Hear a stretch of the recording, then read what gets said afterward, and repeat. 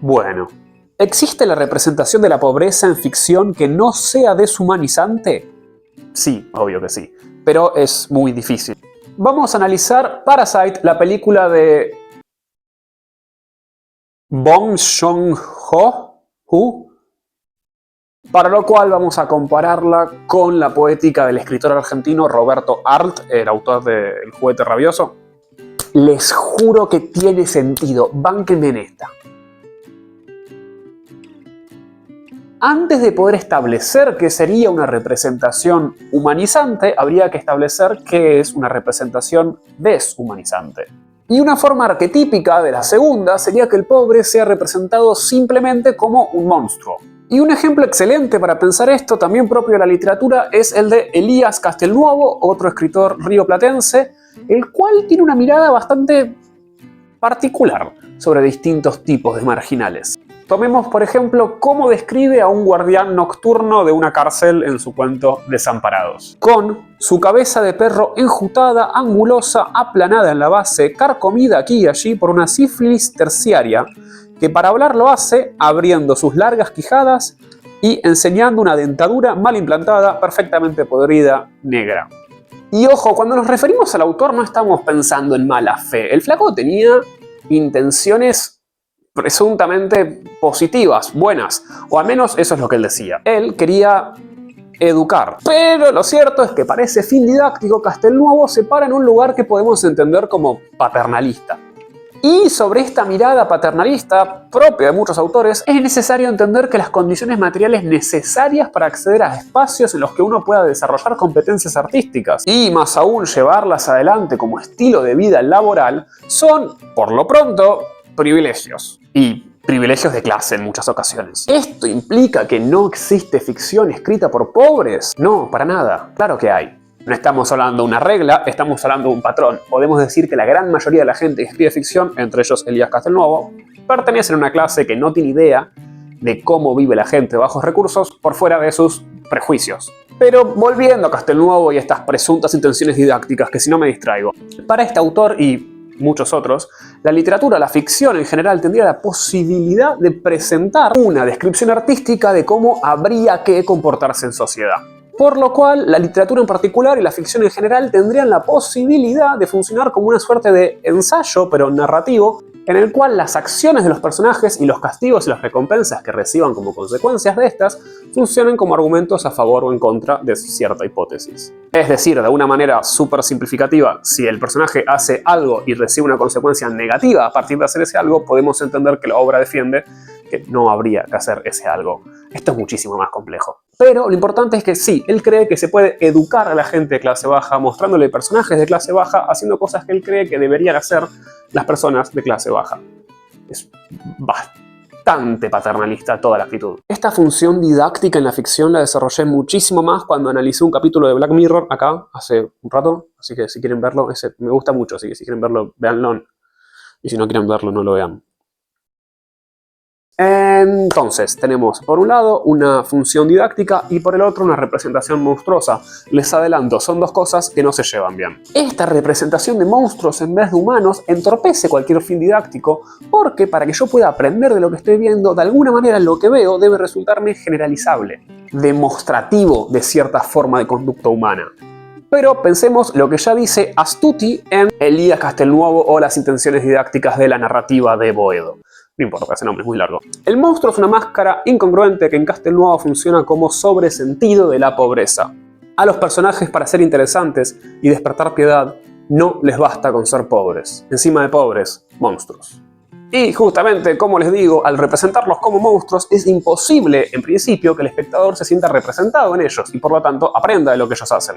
Ahora, si alguien llegó hasta esta parte del video sin matarse, se preguntará, y con razón, ¿qué cazzo tiene que ver esto con Parasite? Bánquenme, ya llegamos a esto. Porque los Kim, en principio, no son monstruos, a menos que tener olor a humedad sea algo monstruoso, que no lo es, pero ya vamos a llegar, se lo juro. Y antes de llegar a los Kim, tenemos que pensar que hay otra forma deshumanizante. Tenemos la de presentar a los pobres como monstruos, pero también la de presentar a los pobres como víctimas. ¿Víctimas de qué?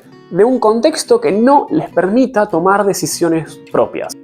Y no quiero que me confundan con alguna suerte de neofascistoide o algo así, para nada. Simplemente digo, por ahora, que está presentando un mundo en el que los personajes están tan abrazados por un contexto empobrecedor que cualquier cosa que hagan no pareciera ser una decisión, lo cual también es bastante deshumanizante. Y para sorpresa de nadie, Castelnuovo también hace esto. Veamos otra cosa que le señala Astuti.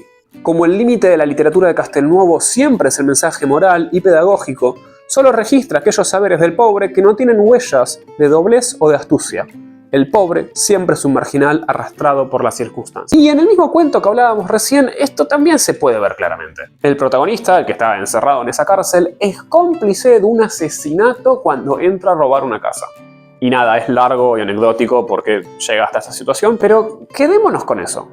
Porque lo importante es que la obra pareciera mostrar de alguna manera que el personaje realiza lo que realiza 100% empujado por su contexto, por lo que él sería una pobre víctima que no tenía ninguna otra opción que hacer lo que hizo, y por tanto está preso injustamente. Lo muestra como un títere de su contexto, un niño incapaz de tomar decisiones. Por eso mirada paternalista también, porque lo presenta como un niño que necesita ser cuidado. Estar condicionados por nuestro contexto no le quita de ninguna manera a nuestras decisiones el carácter de decisiones. Y creer que se los quita es quitarnos a nosotros el carácter de humanos. Obvio, por supuesto, de ninguna manera vamos a borrar la responsabilidad que se comparte con el contexto, no es tan fácil tampoco. Lo importante es que Castelnuovo presenta a sus personajes como víctimas de un contexto y a sus decisiones como la única opción posible. Por lo tanto, su moralidad bajo ningún contexto se ve puesta en juicio, como si no fueran personas. Y si no es obvio a esta altura, lo digo, esto también imposibilita cualquier intención didáctica, porque si no son humanos, no puedo sentir empatía con ellos. Yo soy un ser humano y como ser humano que soy, tengo dobleces morales, hago cosas que están mal de las cuales no estoy orgulloso. Eso es lo que me hace una persona. Y acá es donde podemos establecer un paralelismo con Parasite, porque si Castelnuovo presenta personajes que hacen lo que hacen completamente empujados por su contexto y sin ninguna posibilidad de elección, Parasite presenta personas puestas en un contexto de mierda, pero capaces de tomar decisiones desde la conciencia y por tanto responsabilizarse de sus actos. Humanos. Para un segundo, ¿y Arlt qué tiene que ver con todo esto? Arrancaste hablando de Arlt. Ahí va. La estrategia arltiana por antonomasia es mostrar a sus personajes como amorales, haciendo cosas que están mal. Es todo lo contrario a lo que hace Castelnuovo. No son monstruos, pero tampoco son víctimas. Son personas, y como son personas, hacen cosas que están mal. Para empezar, Arlt tiene la autoridad de la biografía para representar la pobreza. Estamos hablando de un hijo de 2 inmigrantes en la Buenos Aires de comienzos del siglo XX, el cual tuvo que dejar el colegio para empezar a trabajar, para comer, y nunca tuvo acceso a una educación formal superior que le permitiera conseguir trabajos mejor pagados. Su propia carrera como escritor es pensada e incluso representada por sí mismo como una lucha contra un contexto desfavorable. Y esto se ve claramente en una representación mucho menos caricaturesca de sus personajes. Tomemos a Silvio Astier, el protagonista de El juguete rabioso. En todo este libro se nos narra en 4 capítulos el pasaje de niño a adulto de este joven criminal, conforme va creciendo y va cometiendo distintos actos delictivos para sobrevivir. Algo similar al Lazarillo de Tormes. Ponele. Ya en el 4º y último capítulo, Silvio, ya un hombre, trabaja de vender papel a distintos comerciantes y sobrevive haciendo eso. Y acá viene lo importante, porque en este mundo que Silvio habita, gente cagando gente es la moneda corriente, es como se manejan, es la lógica de este espacio. Pero no solo los ricos cagando a los pobres, que también, sino sus pares se cagan entre sí todo el tiempo. Esto se ve aún en los que están un pequeño escalón encima suyo, los dueños de los pequeños comercios, los que le compran papel. Por lo general, los comerciantes son necios, astutos, individuos de baja extracción y que se han enriquecido a fuerza de sacrificios penosísimos, de hurtos que no puede poner la ley, de adulteraciones que nadie descubre o todos toleran. Y el pobrecito de Silvio en este mundo, ¿cómo es? Es igual o peor. Les miente, se pelea con ellos, trata de encajarles material de mala calidad. Él vive en ese mundo y funciona como funciona ese mundo. Es una suerte de ley de la selva, como el mundo real, donde estamos constantemente compitiendo por ver quién es el más rápido, quién es el más vivo, quién es el que menos pierde. Y esto también aparece en el filme surcoreano ganador del Oscar, Parasite. Al fin. Me rehúso categóricamente a hablar de la biografía de Bong Joon-ho, el director, principalmente porque no sé pronunciar su nombre, y segundo porque sería el resultado de googlear. Y no podría cotejarlo con ninguna fuente más confiable, así que evitemos eso para no decir estupideces. Pero podemos reducirnos a lo que dice la película, que con eso ya es bastante. A ver, la idea de comerse unos a otros es evidente, son parásitos. Y literalmente la introducción de la película presenta este concepto. Esta familia, los Kim, vive en un semisótano, lo cual implica poca luz, exposición a la humedad y estar a medio paso de ser una persona que vive en la calle. Digo, les entra el humo de la fumigación y les mean la ventana como si fuera un árbol más. Sumado a ello, por lo que entendemos, ninguno tiene un trabajo fijo. Por el contrario, como Silvio, sobreviven haciendo lo que llamamos changas, trabajitos informales y temporales, como doblar cajas. No es el trabajo soñado de nadie. Nunca en ningún lado del mundo ningún niño dijo: yo de grande quiero ser subcontratado para doblar cajas de pizza. Pero es su modo de subsistencia. Sin embargo, lo más interesante, lo que más marca el tono artriano de Art, es cómo se comunican con la persona que los contrata. Ella es una muchacha joven y asalariada, nada de un viejo burgués explotador, que les reclama por la calidad de su trabajo y les dice que les va a descontar 10% de la paga. Como si se tratara de su empresa y por tanto de sus ganancias y pérdidas, desclasada. Pero ellos no se quedan atrás. La acorralan, la manipulan, juegan con los límites de lo legal para conseguir lo que quieren. Que les paguen el 100% aunque las cajas quedaron mal.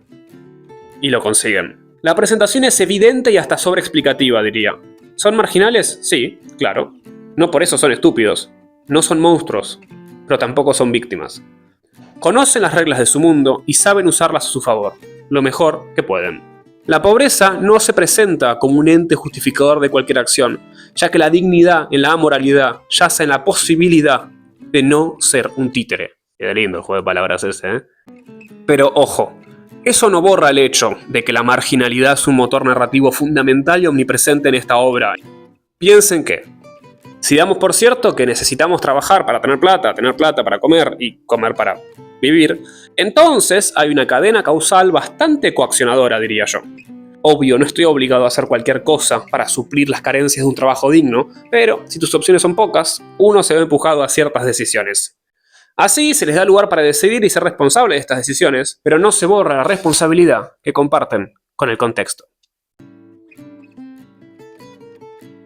Mi punto, o una de las premisas que defiendo, es que presentar a un personaje cometiendo un acto amoral es siempre humanizarlo. Porque, ¿saben quiénes cometen actos inmorales? Nosotros, las personas. Y pensemos en el ejemplo más famoso de Silvio Astier en El juguete rabioso. Quizás el ejemplo por antonomasia en la literatura argentina. La traición. Chan, chan, chan. Silvio conoce el bajo mundo y sus personajes, entre los cuales está el Rengo. Un personaje Rengo, con el cual tiene charlas esporádicas. En una de sus varias conversaciones sobre lo injusta que es la vida y cómo querrían cambiarla, el Rengo le dice: decime, che Rubio, ¿sos de confianza o no sos? Y Silvio, ante esta pregunta que lo increpa, se muestra como confiable, alguien que conoce las reglas de este mundo y lo que es el honor, por lo que le responde: yo no sé lo que tenés para decirme, pero desde ya te advierto que sé guardar un secreto. No pregunto, ni tampoco digo. Y acá, entendemos, no estaba mintiendo, realmente él pensaba guardar ese secreto. Spoiler, no lo hace. Y acá el Rengo le cuenta un planazo que tiene, el cual surge de que su esposa, ama de llaves de la casa de un ingeniero, había conseguido dos cosas fundamentales para realizar un robo. Primero, la llave de la bóveda de la casa, la cual el Rengo copia a la perfección y logran devolver sin que nadie se entere que estuvo ausente. Segundo, y mucho más importante, información. Saben que el ingeniero no va a estar en su casa esa noche, saben que sacó un montón de plata del banco y saben que esa plata va a estar en su bóveda, en su oficina, esa misma noche. Es perfecto, cierra por todos lados. Silvio no tuvo que hacer nada para preparar el plan y no va a tener que hacer nada más que acompañar al Rengo, quien parece que lo está llamando simplemente porque necesita un compañero para envalentonarse, no porque realmente lo necesite a él ahí. Es decir, le apareció de la nada una oportunidad perfecta que le va a permitir acceder a un montón de plata y así escapar de esta vida que, como él ha verbalizado antes, no le gusta. Y él primero acepta. ¿Por qué? ¿Por qué no? Sí, hombre, ya estoy aburrido de caminar vendiendo papel. Siempre la misma vida, estarse reventando para nada. Decime, Rengo, ¿tiene sentido esta vida? Trabajamos para comer y comemos para trabajar. Minga de alegría, minga de fiesta. Y todos los días lo mismo, Rengo. Pero después, ¿qué hace? Lo traiciona al Rengo, obvio. De pronto, una idea sutil se bifurcó en mi espíritu. Yo la sentía avanzar en la entraña cálida. Era fría como un hilo de agua. Y me tocó el corazón. ¿Y si lo delatara? Y así lo hace. Esa misma tarde va a la casa del ingeniero y le cuenta todo. Pero no es claro por qué. No es claro para el ingeniero, no es claro para Silvio, no es claro para nosotros que estamos leyendo. Y a partir de esta acción, el personaje resulta horrible para todos. El propio narrador lo llama Judas Iscariote. Inclusive, ante los ojos del ingeniero, Silvio es una persona horrible. Y recordemos que Silvio lo acaba de salvar de ser robado. Le dice: ¿cuánto le debo? Porque a usted solo se le puede pagar. Y hasta después le pregunta si no le da vergüenza lo que hizo. Y hay muchas teorías de por qué Silvio hizo lo que hizo. El problema es que ninguna puede basarse en algo que diga el personaje, porque lo único que nos da el personaje son diserciones un poco metafóricas y rebuscadas. Hay momentos en nuestra vida en que tenemos necesidad de ser canallas, de ensuciarnos hasta adentro, de hacer alguna infamia. Yo qué sé, de destrozar para siempre la vida de un hombre. Para mí, según yo, lo hace porque quiere sentirse en el lugar de poder, una vez ser el victimario en vez de la víctima. Creo que va por ahí. Y esto en Parasite es similar, aunque ciertamente no idéntico. Tomemos la secuencia más recordada de la película, cómo la familia Kim parasita a la familia Park y les toman la casa. El contacto se da por casualidad. Un amigo de Ji-woo, el hijo mayor de los Kim, lo recomienda para dar clases de inglés a la hija de los Park. Ya comienzan con mentiras, porque hasta donde sabemos no tienen ningún tipo de formación para hacer esto, dar clases de inglés. Una vez que está en la casa, que consigue el trabajo, se entera que el hijo menor de los Park tiene dotes artísticos. Entonces inventa que conoce a una profesora de arte con un currículum excelente y una metodología especial, ideal para este niño tan especial. Casualmente, su propia hermana. O sea, la hermana Kim, no la hermana Park, aclaro porque es confuso. Cuando conocen al señor Park, empieza la trama más pesada, porque una cosa es decir que vas a enseñarle a canalizar su lado artístico al nene hiperactivo de la familia, y otra es dejar tu tanga en el auto para que echen al chofer y contraten a tu propio padre. Encima, acá sí le están sacando el trabajo a otro, y a un otro de su propia clase social. El paroxismo, el punto más alto de la locura, llega cuando quieren meter a la madre en la casa. Arman toda una puesta en escena súper compleja que incluye provocar las alergias de esta señora, la actual empleada, sacarle una foto en el hospital, mostrar la foto casualmente a la jefa, inventar que escucharon que tenía tuberculosis, volver a darle alergia justo cuando llega la señora Park y así mostrarle una servilleta llena de ketchup para fingir sangre tuberculosa. ¡Es una barbaridad! Ya no les importa nada, son malos, hacen cosas que están mal y no de casualidad. Ya no hablamos de buscar recovecos morales para sacar algún provecho y sobrevivir. Sus acciones son decisiones. Las meditan, las organizan y las ejecutan, con total conciencia de que se están cagando en otros, pero lo consiguen. Todos los parásitos hicieron un lugar en la casa de los Park y logran disfrutar de esa vida por un tiempo. Están instalados, están contentos, por una vez en su vida sienten que le ganaron al sistema. Hasta que llega la ex empleada y empieza esta guerra de gente de clase baja que encabeza el final de la película, sobre lo cual ya vamos a hablar. Quizá lo más diferente con Silvio Astier, con el protagonista del libro de Art, es que acá los motivos son evidentes. Ellos quieren aprovecharse de los Park, sacar provecho. No hay algo muy rebuscado acá. Pero por lo bajo, la lógica es la misma. Gente necesitada que, lejos de unirse y comenzar la lucha obrera, como deberían, empiezan a pelear entre sí con una burguesía expectante que solamente funciona como un público que les va a escupir en la cara cuando tenga la oportunidad. Como les decía, vuelve a aparecer la ex empleada y acá descubren que ella también los estaba parasitando a los Kim antes de que los parasiten ellos y tienen una pelea física que termina con los Kim matando a esta mujer y encerrándola en el sótano con su marido. Pero lo que me interesa para esto es que luego de encerrar a este ex parásito con el cadáver de su ex mujer ex parásita también. Los Kim escapan por las calles de la ciudad, que asumo que es Seúl, ¿no? Bueno, supongamos que es Seúl. Mientras escapan de los crímenes cometidos, acosados por la lluvia, vamos viendo la metáfora más obvia del mundo. Bajan. Los Park viven arriba, en una casa de 2 pisos, con ventanales en todos lados.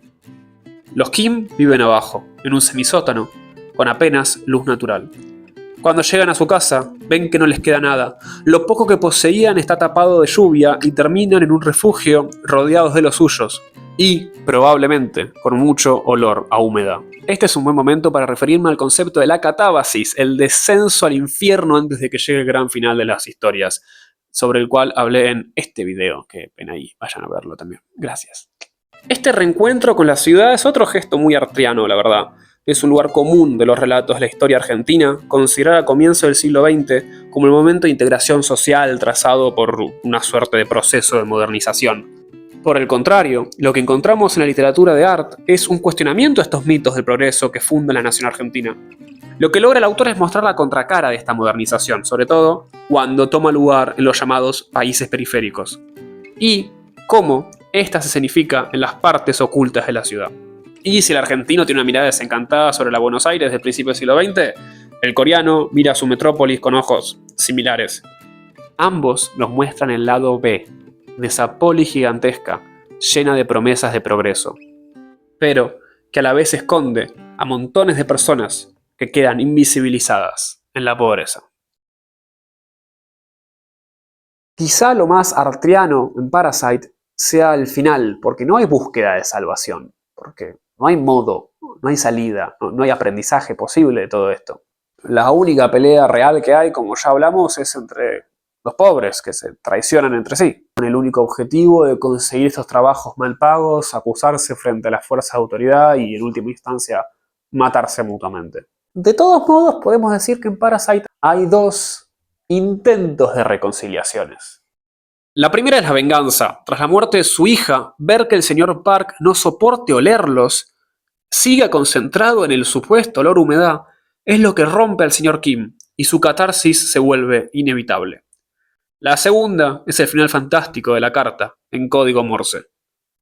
Con Ji-woo yendo a la universidad y comprando la casa para reencontrarse con su padre finalmente. El gesto humanizante se refuerza en algo súper mundano, en sus ganas de soñar. Sin embargo, el tono artriano gana al final, y la realidad agónica y aplastante vuelve.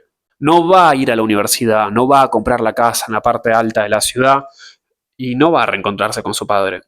Muy por el contrario, el cierre de Parasite, en un plano hermoso, nos descubre a nuestro protagonista, solo, humano y sin nada más que perder.